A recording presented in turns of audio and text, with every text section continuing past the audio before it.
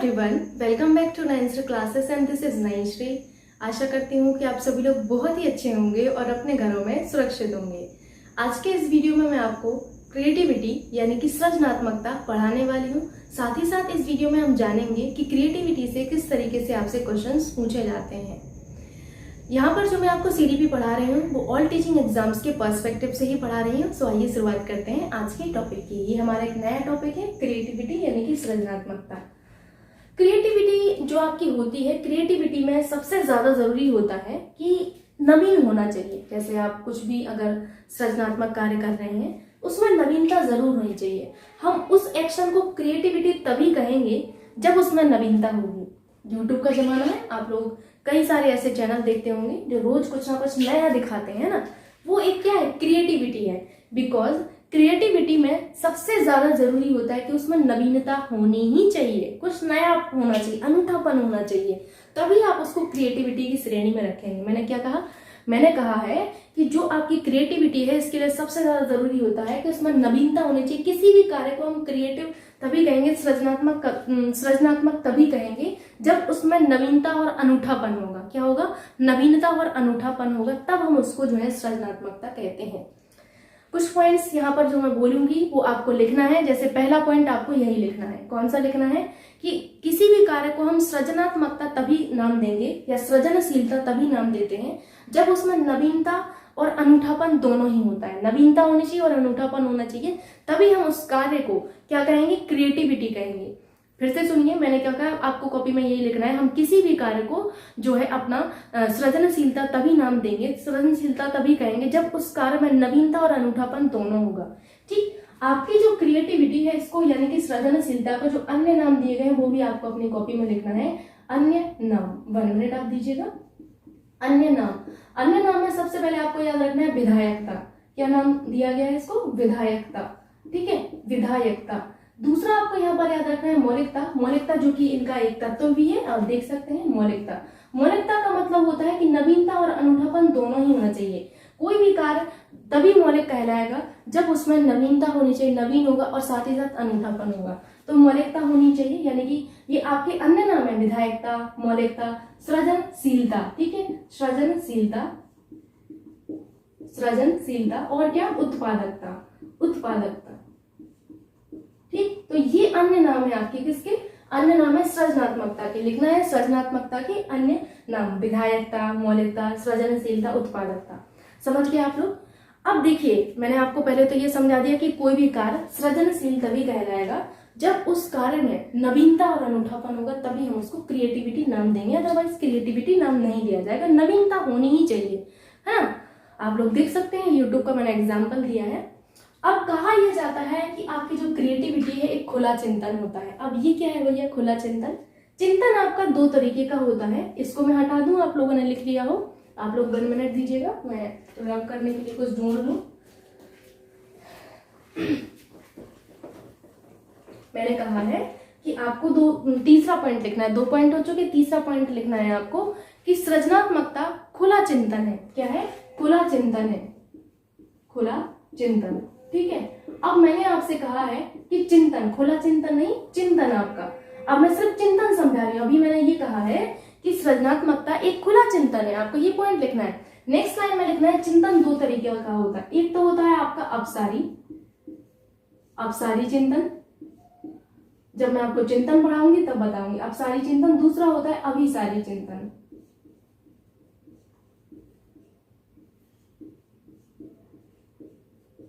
ठीक, पहला होता है आपका अपसारी चिंतन और दूसरा होता है आपका अभिसारी चिंतन। ठीक, अब सारी जो चिंतन होता है आपका, अब सारी चिंतन का मतलब होता है किसी भी आपकी कोई क्वेश्चन है या फिर कोई भी आपकी प्रॉब्लम है तो उसके मल्टीपल सॉल्यूशंस अगर होंगे तो उसको हम अपसारी चिंतन कहते हैं। यदि कोई अपना चिंतन के थ्रू किसी भी प्रॉब्लम के मल्टीपल सॉल्यूशंस देता है तब हम उसको अपसारी चिंतन कहेंगे। और अगर किसी भी प्रॉब्लम का सिर्फ एक सॉल्यूशन दिया जाता है तो वो अपसारी चिंतन होगा। क्या होगा? अभिसारी चिंतन होगा। फिर से सुनिए, मैंने कहा अपसारी चिंतन हम उसको कहेंगे जो आपकी प्रॉब्लम का मल्टीपल सॉल्यूशन दे। क्या दे? मल्टीपल सॉल्यूशन दे। और अगर आपकी जो है चिंतन का केवल एक सॉल्यूशन आपको मिलता है तो उसको अभिसारी चिंतन कहते हैं। ठीक, क्या कहते हैं? अभिसारी चिंतन। सपोज करिए कि आप जो है अपने गांव में हैं, 2 बच्चे हैं, मैंने आप लोगों में से एक बच्चे से पूछा कि बेटा तुम्हारे घर का रास्ता कौन सा है, तो वो उसने एक रास्ता बता दिया कि मैम यहाँ से जाते हैं, नीम का पेड़ है, फिर आगे चल के एक बड़ा सा घर दिखेगा, बड़े से घर के आगे एक गली जाएगी, राइट हैंड में चले जाइए, तीसरा घर मेरा है। ठीक है, उसने इतना बता दिया। मैंने फिर दूसरे बच्चे से पूछा, आपसे पूछा, तो उसने बताया कि मैम यहाँ से भी जा सकते हैं और फिर यहाँ से भी जा सकते हैं, यहाँ से भी जा सकते हैं, यहाँ से भी जा सकते हैं। उसने 4-5 रास्ते बता दिए। क्या बताया? 4-5 रास्ते। अब आप यहीं से यहाँ से एक अंदाजा लगा सकते हैं कि अपसारी चिंतन किसको कहेंगे? जिसने मल्टीपल बेस बताए। किसी भी प्रॉब्लम के मल्टीपल बेस अगर है, मल्टीपल सॉल्यूशन है, तो उसको हम कहते हैं अपसारी चिंतन। क्या कहते हैं? अपसारी चिंतन कहते हैं। और अभिसारी किसको कहेंगे? अभिसारी उसको कहते हैं जिसका केवल और केवल एक सॉल्यूशन दिया जाता है। क्या दिया जाता है? केवल और केवल एक सॉल्यूशन दिया जाता है। मैंने आपको बहुत ही अच्छे से समझा दिया है, आप इसको अपने माइंड में रखिएगा। आपने मल्टीपल बेस दिए और आपके साथ जो लड़का था उसने सिर्फ एक रास्ता बताया, तो एक रास्ता क्या हो गया? अभिसारी। क्या होगा? अभिसारी।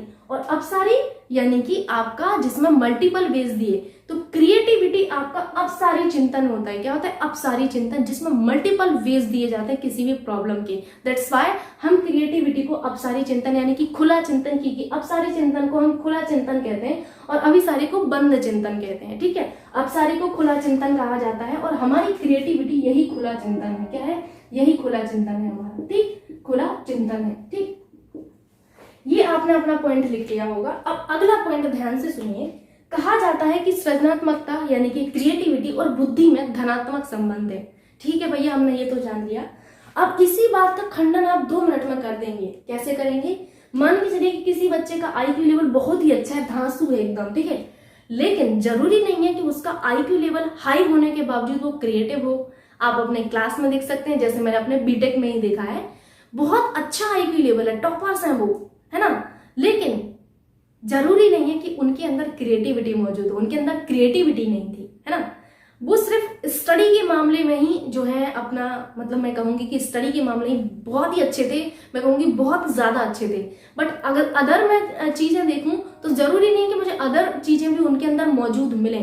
ठीक, तो यही सोचकर टर्मन एक भाई साहब थे, ठीक है, टर्मन ने कहा है कि जरूरी नहीं है कि जिसका आईक्यू लेवल हाई हो वो सृजनात्मक हुई हो। तो जरूरी नहीं है कि कोई बालक का आईक्यू लेवल अगर हाई है, आगे चल के मैं आईक्यू आपको पढ़ाऊंगी कैसे कैलकुलेट किया जाता है, ये सब चीजें बाद की बात है, बट मैं आपको सिखाऊंगी वहां पर, तो आप समझ जाएंगे कि आईक्यू लेवल हाई का मतलब क्या है। अगर आईक्यू लेवल अच्छा खासा है तो जरूरी नहीं है कि वो बच्चा आपका सृजनशील ही हो, क्रिएटिव ही हो। आप अपने बचपन में याद करिए जरा सा, आप अपने बचपन अपने क्लास के टॉपर को याद करिए, वो सिर्फ किताब ऐसे बस किताब, ठीक है, ऐसे करता था कि नहीं, लेकिन जरूरी नहीं था कि उस बच्चे में वो सारी चीजें मौजूद हों, किसी भी प्रॉब्लम का मल्टीपल सॉल्यूशन दे पाए। आप देखना बैक बेंचर्स इस मामले में बहुत तेज होते हैं, वो क्या करते हैं, हर एक प्रॉब्लम का मल्टीपल सॉल्यूशन देते हैं। बैक बेंचर्स के बारे में आप समझ गए होंगे, है ना। तो बिल्कुल भी जरूरी नहीं है, ऐसा कई बार ये भी हो जाता है कि कोई भी बच्चा, मतलब अगर आपका पढ़ने में भी अच्छा है और साथ ही साथ आईक्यू लेवल उसका हाई है और वो किसी भी प्रॉब्लम के मल्टीपल सॉल्यूशन देता है, क्रिएटिविटी उसके अंदर मौजूद है, तब आप उसको मानेंगे कि हाँ यहाँ पर तो धनात्मक संबंध है। लेकिन टर्मन ने भी सही कहा है कि ये बिल्कुल सही नहीं है, हर जगह फिट नहीं बैठता है। तो मैंने दोनों तरीके के स्टूडेंट देखे हैं और आपने भी देखे ही होंगे। तो तीसरा पॉइंट आपको यही लिखना है, तीसरा नहीं होगा, आई थिंक चौथा होगा ना, तो चौथा पॉइंट आपको यही लिखना है कि बुद्धि का और आपका, मैंने क्या कहा, बुद्धि का और आपकी इसका सृजनात्मकता का धनात्मक संबंध होता है। लिखिए, बुद्धि और सृजनात्मकता का धनात्मक संबंध होता है। ठीक, उसके बाद नीचे लिखना है, लेकिन टर्मन ने बताया कि जरूरी नहीं है कि जिस बच्चे का आईक्यू लेवल अधिक है वो बच्चा सृजनात्मक होगा ही। ठीक, बस आपको इतना ही लिखना है। इसके बाद एक नेक्स्ट पॉइंट हमें समझना है, वो है हमारा 5वां पॉइंट। क्रिएटिविटी आपकी जो है जन्मजात भी हो सकती है और आपका जो है क्या हो सकती है, अर्जित भी हो सकती है। अब ये क्या है भैया, जो मैंने आपसे कहा है जन्मजात और अर्जित, इसको भी समझ लेते हैं। ठीक है, आसानी से आपको समझ में आ जाएगा, कोई बड़ी बात है नहीं है। ठीक है, मैंने क्या कहा कि आपकी जो क्रिएटिविटी है वो जन्मजात भी हो सकती है और अर्जित भी हो सकती है। अर्जित का मतलब है जिसे आप वातावरण से सीखते हैं, क्या करते हैं, जिसे आप अपने वातावरण से सीखते हैं वो होता है आपका क्या कहते हैं, अर्जित। ठीक, जन्मजात वो होती है जो आपको मम्मी के पेट से मिलती है, यानी कि बर्थ से ही आपको मिलती है, ये भगवान गॉड गिफ्टेड होती है। ठीक है, जैसे आपने देखा होगा बहुत ही छोटे से बच्चे को आप देखेंगे, आप लोग इंडियन आइडल वगैरह देखते होंगे, तो एक बच्चा बहुत ज्यादा फेमस हुआ है, मनी। उसको जो है वो बचपन से ही गाता था, मतलब वो बहुत छोटे से गाता था। उसको ईश्वर ने ये उसका वोकल कोड इस तरीके से दिया है कि उतना प्यारा गाता है ना। तो आप देखते होंगे कि कई बच्चों को गॉड गिफ्ट मतलब मिलता है ना, गॉड गिफ्टेड होते हैं वो। तो उनको जो दिया गया है, जैसे कुछ बहुत ही अच्छा गा लेते हैं, कुछ बहुत ही अच्छी चीजें कर लेते हैं, तो वो क्रिएटिविटी भगवान ने उनको दी है। ठीक, तो वो क्या हो गई, जन्मजात हो गई। अर्जित का मतलब है जो वातावरण से सीखते हैं। सपोज करिए कि आप अच्छा नहीं गा पाते, बहुत बुरा गाते हैं, लेकिन आपने एक क्लास ज्वाइन की, आपके मम्मी पापा ने आपको क्लास ज्वाइन करवाई, फिर आपने गाना गाना सीखा और आप सीख भी गए, तो वो क्या हुआ, अर्जित हो गया। तो क्रिएटिविटी आपकी दोनों तरीके की हो सकती है, किसी भी कार्य में क्रिएटिविटी हो सकती है, जरूरी नहीं है कि सिर्फ किसी पर्टिकुलर चीज की बात करें, हर कार्य में आपकी क्रिएटिविटी है ना। तो आप इस चीज को समझ सकते हैं। लड़कियों में मेकअप भी तो एक क्रिएटिविटी है ना, अलग अलग तरीके का करना। तो अर्जित में आप समझ गए होंगे और जन्मजात में भी समझ गए होंगे। तो अगला पॉइंट आपका यही होना था कि सृजनात्मकता आपका जन्मजात और अर्जित दोनों होता है। क्या होता है, जन्मजात और अर्जित दोनों ही होता है। ठीक, ये लिख लिया होगा आप लोगों ने। अब यहाँ पर कुछ परिभाषाएं मैंने जो लिखी हुई हैं, ये आपके लिए बहुत महत्वपूर्ण है। अगर आपकी क्रिएटिविटी सृजनात्मकता से कोई भी डेफिनेशन बनती है तो यहीं से बन जाएगी, और अगर कोई डेफिनेशन रह जाएगी तो मैं प्रैक्टिस सेट में आपको करवा दूंगी। जैसे स्किनर की डेफिनेशन देखिए, स्किनर ने कहा है रचनात्मक चिंतन का अर्थ है व्यक्ति की भविष्यवाणियां निष्कर्ष नवीन, मौलिक व तथा असाधारण हो, तभी उसको जो है रचनात्मक चिंतन कहेंगे। रचनात्मक चिंतन का अर्थ स्किनर ने बताया कि व्यक्ति की भविष्यवाणियां या निष्कर्ष नवीन, मौलिक तथा असाधारण होना ही चाहिए। मैंने यही तो आपको समझाया है। क्रिएटिविटी तभी कहेंगे हम उसको जब उसमें नवीनता होगी, मौलिकता होगी, अनूठापन, ये सब चीजें उसमें मौजूद होनी चाहिए। क्रो एंड क्रो ने क्या कहा है, ये देखिए कौवा और कौवा को आप इस तरीके से याद रखना, क्रो एंड क्रो को। ये एक व्यक्ति नहीं है, ये इनकी वाइफ ही थी। ठीक है, तो क्रो उनका है, फिर दूसरा क्रो उनका है, मतलब सरनेम है इनका। तो रचनात्मकता मौलिक परिणामों की मानसिक अभिव्यक्ति किसने कहा है, क्रो एंड क्रो ने। तो आपको यहाँ पर एक जो टर्म मिला है मानसिक अभिव्यक्ति, ठीक है, मौलिक परिणामों की मानसिक अभिव्यक्ति, इसको आपको हाईलाइट करना है अपनी कॉपी में। और क्रो एंड क्रो में आपको याद रखना है कि क्रो एंड क्रो ने कहा है कि सृजनात्मकता मौलिक परिणामों की मानसिक अभिव्यक्ति है। किसकी है, मौलिक परिणामों की मानसिक अभिव्यक्ति है। ये क्रो एंड क्रो की डेफिनेशन है। अगली डेफिनेशन है टॉरेंस की। इन्होंने कहा है सृजनात्मकता एक प्रक्रिया है। इन्होंने पूरा प्रोसेस ही बता दिया सृजनात्मकता को, छोटी सी परिभाषा है। प्रक्रिया अगर कहा जाए तो टॉरेंस ने कहा है। किसने, टॉरेंस ने। ठीक, 1 मिनट दीजिए, मैं इसको इस पेन से हाईलाइट करती हूँ।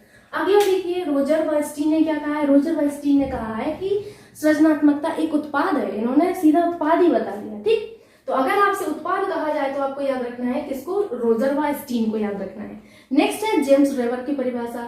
इन्होंने कहा कि रचनात्मकता अनिवार्य रूप से किसी वस्तु का सृजन यानी कि उत्पादन करना, सृजन यानी कि निर्माण करना। ठीक है, सृजन है।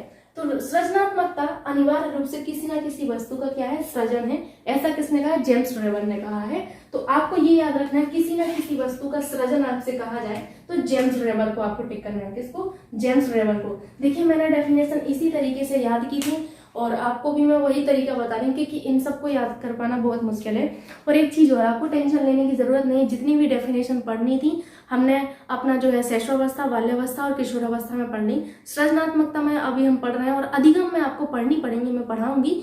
ज्यादा डेफिनेशन फिर आपको नहीं पढ़नी है, इतनी ही आपको पढ़नी है। आगे चल के हर टॉपिक में डेफिनेशन नहीं होती है। ठीक, सो डोंट वरी, इतना ही आपको पढ़ना है। ओके, अगला आप देखेंगे और फिर निर्देशन परामर्श में एक आध मैं आपको बताऊंगी, 1-2 बस। आगे आप देखिए स्टैन ने कहा है कि जब किसी कार्य का परिणाम नवीन हो, जो उस समय के आगे आपको उस लिखना है। ठीक है, जो उस समय में समूह के द्वारा उपयोगी मान्य है वह कार्य सृजनात्मक कहलाता है।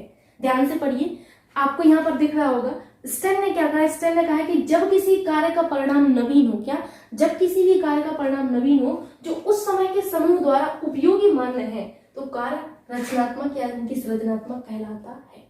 ध्यान से देख लीजिए इन सारी डेफिनेशन को, आपको बिल्कुल आसान भाषा में समझ में आ रही होंगी क्योंकि बुक्स में जो लैंग्वेज लिखी है उनको समझ पाना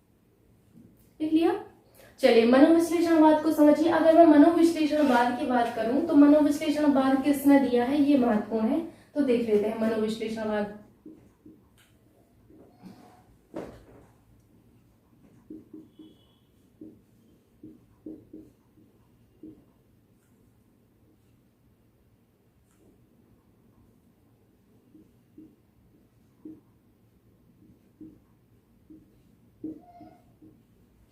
ये जो मनोविश्लेषण आपका जो वाद है, मनोविश्लेषणवाद का सिद्धांत जो है ये आपका किसके द्वारा दिया गया है, तो आपको याद रखना है फ्राइड। यहाँ पर 3 व्यक्ति आपके आते हैं, फ्राइड, और दूसरे व्यक्ति हैं एडलर।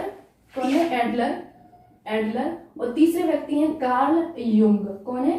कार्य नहीं है, कार्ल है। ठीक है, कभी कभी मैं भी अजीब सा काम कर देती हूँ, जैसे यहाँ शाह और शाह में मैंने किया, कार्ल युंग। ठीक है, कार्ल युंग। तो आपको याद रखना है मनोविश्लेषणवाद का जो सिद्धांत है आपका फ्राइड ने, एडलर ने और कार्ल युंग ने दिया है। ठीक है, पहला पॉइंट आपको ये लिखना है। अगला आपको लिखना है फ्राइड ने तो मनोविश्लेषण बहुत ही अच्छे से समझाया है, और इन्होंने मनोविश्लेषण में ये समझाया है कि व्यक्ति की दमित जो इच्छाएं होती हैं, दमित इच्छाएं मतलब जो अंदर दबी रहती हैं, दमित इच्छाएं कभी ना कभी जाके प्रकट होती ही हैं, ये इन्होंने समझाया है। किसने समझाया? फ्राइड ने मनोविश्लेषण को ये समझाया कि व्यक्ति की दमित इच्छाएं, आगे मैं पढ़ाऊंगी। मनोविश्लेषणवाद का सिद्धांत बहुत ही ज्यादा महत्वपूर्ण है, बट अभी आपको इतना ही समझना है। तो इसमें आपको ये लिखना है कि फ्राइड ने ये समझाया है मनोविश्लेषणवाद में कि व्यक्ति की दमित इच्छाएं कभी ना कभी जो है जाके प्रकट होती हैं। अब इनके अनुयायी थे फ्राइड के, तो उन्होंने जो है इन दमित इच्छाओं को क्या क्या कहा? पूर्व का चिंतन कहा है। क्या कहा है? पूर्व का चिंतन कह दिया है। ठीक, तो याद रखिएगा कि फ्राइड जो है, फ्राइड ने क्या कहा है? फ्राइड ने कहा है कि व्यक्ति की दमित इच्छाएं जो हैं कभी ना कभी जाके आपकी प्रकट होती ही हैं। ठीक, इतना आप लिखिए जब तक मैं पानी पी लेती हूँ।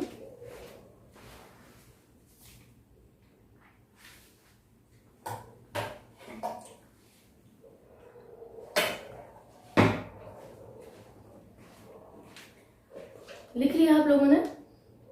क्या कहा है इन्होंने कहा है मनोविश्लेषणवाद में कि व्यक्ति की दमित इच्छाएं कभी ना कभी प्रकट होती ही हैं। ठीक, और इनके जो अनुयायी थे, इन्होंने जो दमित इच्छाएं इनको पूर्व की चेतना कहा है। क्या कहा है? पूर्व की चेतना। शायद मैंने पहले चिंतन बोल दिया था, चिंतन नहीं है, चेतना है। ठीक है, पूर्व की चेतना कहा है। तो आपको ये जरूर याद रखना है कि दमित इच्छाओं को पूर्व की चेतना किन्होंने कहा है? इनके अनुयायियों ने कहा है। बट ये इंपॉर्टेंट है कि दमित इच्छाओं को पूर्व की चेतना कहा गया है। ठीक है, अगला है आपका मस्तिष्क गोलार्ध का सिद्धांत। ये सिद्धांत पढ़ने के बाद आपको लगेगा कि भाई इतना डिफरेंशिएशन क्यों किया गया, इतना ज्यादा मतभेद क्यों है। आइए समझते हैं इसको, बड़ा मजा आएगा इसको पढ़ते हुए। जो मस्तिष्क गोलार्ध का सिद्धांत है, इसमें बताया गया है कि आपके दोनों गोलार्ध जो हैं सृजनात्मकता में जो है आपके महत्वपूर्ण भूमिका निभाते हैं। दायां गोलार्ध और बायां गोलार्ध, दोनों ही गोलार्ध आपके सृजनात्मकता में भूमिका निभाते हैं। अब आपका मान के चलिए, सपोज करिए ये मस्तिष्क है। देखिए मैं एकदम जनरल सा ड्रॉ कर रही हूँ, ऐसा कुछ जरूरी नहीं है। ठीक है, बस मैं आपको बताने के लिए ड्रॉ कर रही हूँ। ये है, ठीक है, इस तरीके से। तो ये आपका क्या होगा? ऑब्वियस सी बात है, ये दायां होगा, है ना, दायां गोलार्ध होगा। ठीक, दायां गोलार्ध।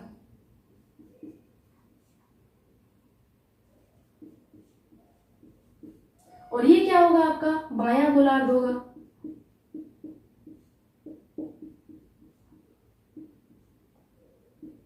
ठीक, दायां जो आपका गोलार्ध होगा, दायां गोलार्ध आपका बेसिकली जिम्मेदार होता है किसके लिए? सृजनात्मकता के लिए, ऐसा बोला गया है। ठीक है, जो गोलार्ध मस्तिष्क गोलार्ध सिद्धांत है, इसमें यही बताया गया है कि आपका दायां गोलार्ध जो होता है ये आपकी सृजनात्मकता का जो है विशेष रूप से विकसित करता है। दायां गोलार्ध में सृजनात्मकता आपकी विकसित होती है। वहीं बायां गोलार्ध में आपका ये बताया गया है कि इस गोलार्ध में आपकी लैंग्वेज और तर्क करने की जो शक्ति है ये विकसित होती है। ठीक, अब थोड़ा सा आपको लग रहा होगा कि ये क्या है यार, लेकिन इस सिद्धांत पर तो यही बताया गया है कि दायां गोलार्ध में जो है आपका, दायां गोलार्ध में आपका सृजनात्मकता यानी कि आपकी क्रिएटिविटी आपकी जो है विकसित होती है। वही लैंग्वेज और तर्क करने की शक्ति बायां गोलार्ध में विकसित होती है।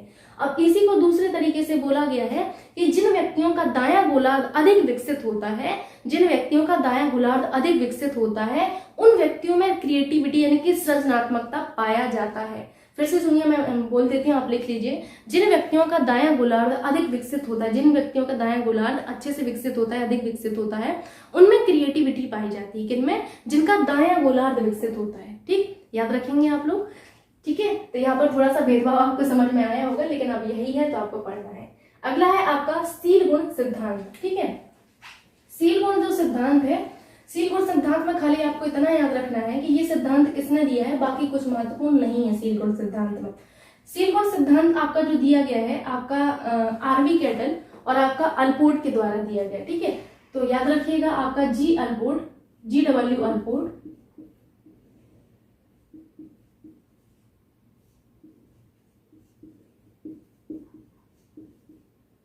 और किसके द्वारा दिया गया? आरवी कैटल के द्वारा, आरवी कैटल के द्वारा ये जो आपका सिद्धांत है ये दिया गया है, आरवी कैटल। ठीक, बस इतना याद रखना है कि सील गुण सिद्धांत आपका GW अल्पोर्ट और आरवी कैटल के द्वारा दिया गया है, दैट्स इट। ठीक, तो इतना आपने पढ़ लिया। अभी हमें इसके बाद एक छोटा सा टॉपिक और पढ़ना है। इसके बाद हमारा क्रिएटिविटी यानी कि हमारी रचनात्मकता या सृजनात्मकता जिसे आप कहते हैं, ये हमारा खत्म हो जाएगा। ठीक है, सो आइए देखते हैं उसको भी।